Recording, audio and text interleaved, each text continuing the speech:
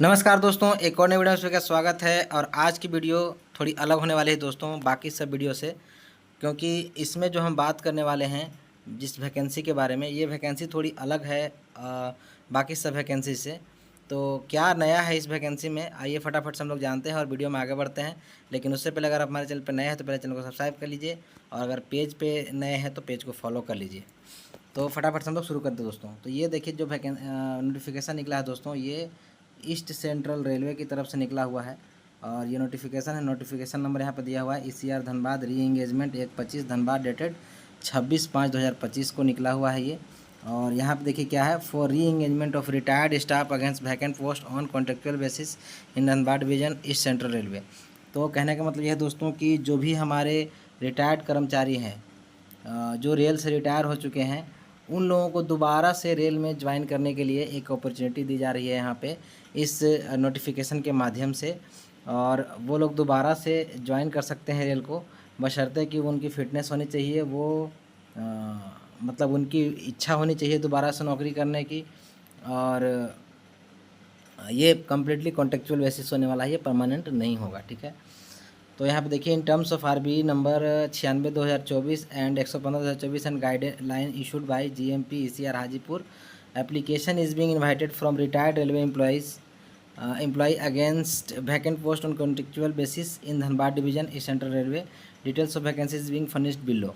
तो कहने का मतलब है कि ये कॉन्ट्रेक्चुअल बेसिस वैकेंसी निकली हुई है, धनबाद डिवीजन के अंतर्गत सिर्फ निकली है। और धनबाद डिवीजन के अंतर्गत इतनी सारी वैकेंसी है दोस्तों, मैं आपको दिखा दूँ कितनी, 313 vacancy total. 313 number of vacancy में, मतलब 313 सामान्य वैकेंसी अगर निकलती है तो उसको भी हम लोग काफ़ी अच्छा कहते हैं। तो ये तो सिर्फ धनबाद डिवीजन के अंतर्गत निकली हुई है, तो काफ़ी अच्छी है। लेकिन वही है कि रिटायर्ड लोगों के लिए है। और प्लस में ये है कि एज क्राइटेरिया भी आपको देखना पड़ेगा। तो वैकेंसी किस विभाग में कितनी है वो हम लोग थोड़ा सा देख लेते हैं। तो यहाँ पर अगर आप देखेंगे तो ऑपरेटिंग विभाग में 2 तरह की वैकेंसी, एक तो गार्ड की है, train manager, goods train manager मतलब मालगाड़ी के गार्ड की है, और पॉइंट्समैन की है।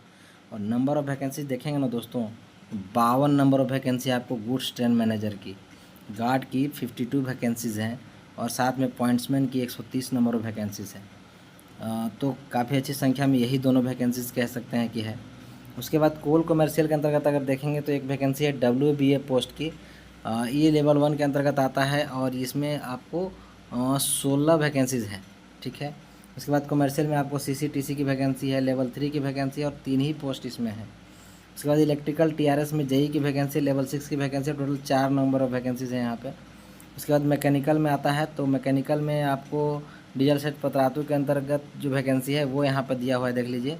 तो JE इलेक्ट्रिकल डीजल की जो वैकेंसी है वो एक है, मतलब JE की एक ही वैकेंसी है, लेवल 6 में आपको बहाली होगा इसमें।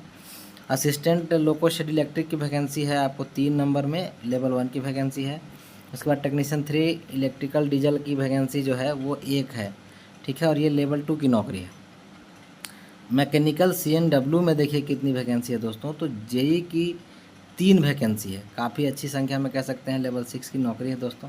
टेक्नीशियन 3 की 12 टोटल वैकेंसी है। वेल्डर के देखेंगे तो एक ही वैकेंसी है, चलिए फिर भी चले, एक तो है। असिस्टेंट की 84 नंबर ऑफ़ वैकेंसीज़ है, और असिस्टेंट डिपो स्टाफ की 3 वैकेंसी है। तो कुल मिलाकर के इस तरह से 313 वैकेंसी है, तो काफ़ी अच्छी संख्या में निकली है दोस्तों। अब इसके लिए एलिजिबिलिटी क्राइटेरिया क्या है दोस्तों, तो वो यहाँ पे थोड़ा सा पढ़ लेते हैं हम लोग क्या है। तो अगर यहाँ पे आप देखेंगे तो पहला है कि non gazetted railway staff retired in pay level 1 to pay level 9 में be considered for re engagement against the vacant post subject to stipulation that he है she may be re engaged against the post having the same pay level against कहाँ गया, against the vacant post कहाँ गया, engaged against the post having the same pay level held by him at the time of retirement। तो ये non gazetted railway staff जो कि level 1 से लेकर के लेवल 9 तक के बीच में रिटायर हुए हैं दोस्तों, उनको ये मौका दिया जा रहा है री एंगेजमेंट के लिए। और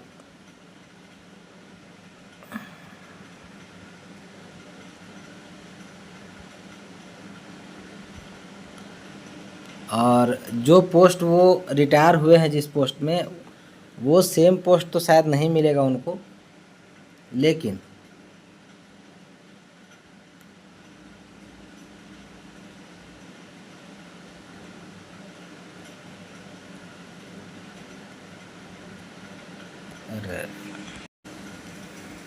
तो दोस्तों आप जिस पोस्ट में रिटायर हुए हैं रेल से, वो पोस्ट आपको यहाँ पे मिलने वाली है। अगर आप वेल्डर से रिटायर हुए हैं तो वेल्डर भी आपको मिलने वाला है।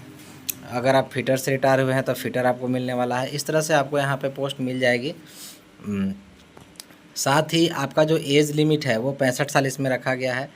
65 साल की उम्र से ज़्यादा के लोग इसको अप्लाई नहीं कर सकते, क्योंकि 65 इसमें लास्ट एज लिमिट है। उसके बाद आपको मेडिकली कम्प्लीटली फिट होना चाहिए, उसके लिए आपको यहाँ पे मेडिकल होगा। और आपको जैसे जो रेलवे परमानेंट एम्प्लॉई हैं वो उनको जो सुविधाएं मिलती हैं वो आपको नहीं मिलने वाली है। डीआर विजिलेंस केसेस से आप फ्री हैं। और ये है कि ये यहाँ पे देखिए एक पॉइंट दिया हुआ है कि रेलवे एडमिनिस्ट्रेटर 6 नंबर पे, railway administrator reserve right to reject entertainment any application. मतलब आपका एप्लीकेशन कहीं भी ये बर्खास्त भी कर सकते हैं, हालांकि उससे कोई फ़र्क नहीं पड़ता। ये हर वैकेंसी में ही ये पॉइंट लिखा हुआ रहता है। आपको क्या क्या डॉक्यूमेंट इस वैकेंसी को भरने में लगने वाला है वो मैं आपको बताता हूँ फटाफट से। Attested copies of following document should be attached with the application. ये निम्न जो आपको डॉक्यूमेंट है वो लगने वाले हैं इसमें। तो क्या क्या इसमें लगेगा? सर्विस सर्टिफिकेट आपका लगने वाला है, एजुकेशनल सर्टिफिकेट लगने वाला है, पेंशनर आइडेंटिटी कार्ड लगने वाला है, पेंशनर पेमेंट ऑर्डर, पीपीओ आपको लगने वाला है, लास्ट पे स्लिप लगने वाला है, first page of saving bank account passbook if IFSC and account number with IFSC and account number. मतलब जो जिस पेज में आपका आईएफएससी अकाउंट नंबर लिखा रहता है फर्स्ट पेज पे, उसका फोटोकॉपी लगने वाला है, आधार कार्ड लगने वाला है, 10 copies recent passport size colour photograph. तो 10 आपको कलर फोटोग्राफ भी लगने वाले हैं।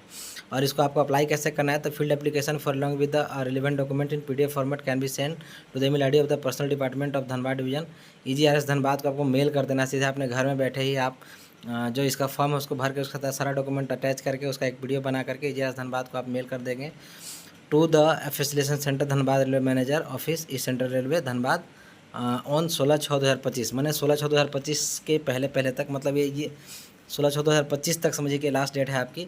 आप इसको भर के भेज सकते हैं। ये जो आपका फॉर्म है वो इस तरह से एप्लीकेशन यहाँ पे दिया हुआ है, देखिए सारा डिटेल इसी में भरना है आपको। ठीक है, क्या क्या आपको इसमें भरना है ये सारा डिटेल आपको दिया हुआ है, तो आप आराम से भर सकते हैं। और इसको आपको भेज देना है 16 तक। ठीक है, तो इस तरह से आप दोबारा अगर रेलवे में जुड़ना चाहते हैं, रेलवे परिवार का हिस्सा बनना चाहते हैं रिटायर होने के बाद भी, तो रेलवे आपको एक और मौका दे रही है दोस्तों।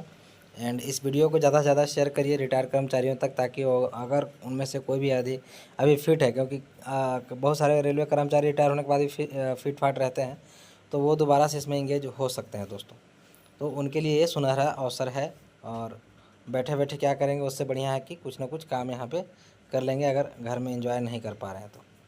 ठीक है दोस्तों, तो वीडियो को ज़्यादा से ज़्यादा शेयर कीजिए। एंड वीडियो अच्छी लगे तो लाइक कर दीजिएगा, शेयर कर दीजिएगा, चैनल को सब्सक्राइब कर दीजिएगा, पेज को फॉलो कर लीजिएगा। थैंक यू, जय हिंद।